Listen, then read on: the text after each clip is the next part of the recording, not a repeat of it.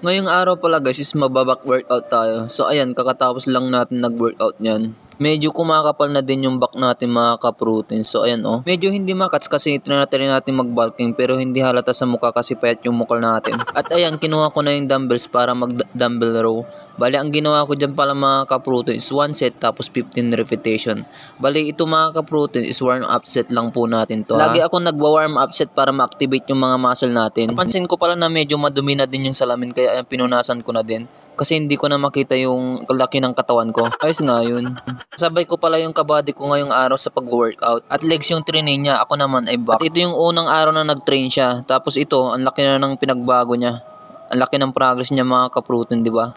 So ayan, tuloy-tuloy lang tayo mga ka-protein. Yung iba kasi nagbuhat lang ng ilang buwan tapos tumigil na kasi pinagkukumpara nila yung katawan nila sa katawan ng iba. Kasi magkaiba naman tayo ng katawan, yung iba payatin, yung iba tabahin. Kaya magkakaiba ng genetics. Tapos ayan, ang ginawa ko dyan mga ka-protein, 4 sets tapos 12 repetition. At pagkatapos ko nag-dumbbell row, ito naman yung sinunod ko. Kinuha ko yung dumbbell. At parang dumbbell row din lang yung ginawa natin mga ka-protein, pero ito is magkaiba sila ng target. Ito yung target niya is yung lats. Tapos ang tawag pala dito mga ka-protein, single arm dumbbell row. Tapos ayan, ang ginawa ko dyan is 12 repetition. Pagkatapos natin gumawa ng 12 repetition, sinunod ko naman yung sa kabila. Ang ginawa ko din dito is 12 repetition. Pero ang nagawa ko ditong set mga ka-protein is 4 set.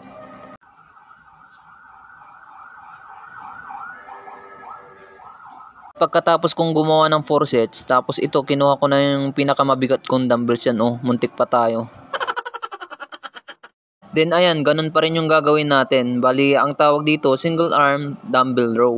Tapos ang ginawa ko pala dito mga ka-protein is 9 repetition tapos 3 set. Sa position pala ng paa mga ka-protein, depende sa inyo kung ano yung gusto nyong position ng paa nyo. Yung ganyan sa akin kasi mas komportable ako kung ganyan yung paa ko. Pwede namang pantay yung paa, pwedeng hindi ganyan. Basta depende na lang sa inyo kung ano yung gusto nyo. Ayos nga yun. At ayan, sinunod na din natin yun sa kabila. Tapos ang ginawa ko din dito is 9 repetition. Bali, ang nagawa kong sets dito mga ka-protein is 3 sets.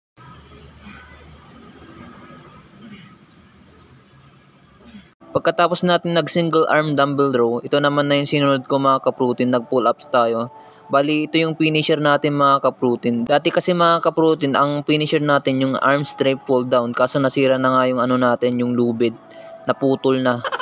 Kaya kailangan natin ulit bumili ng bago. Pagkatapos ko nga nag-pull ups, ito, yung ginawa ko mga ka-protein.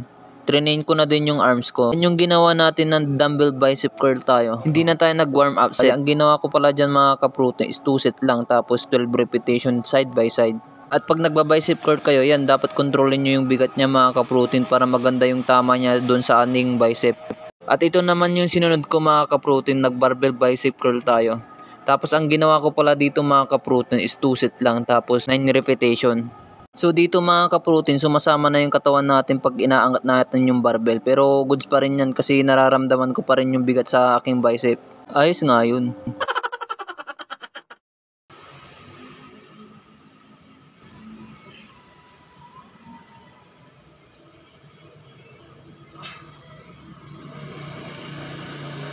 So yun lang mga ka-protein, bye bye.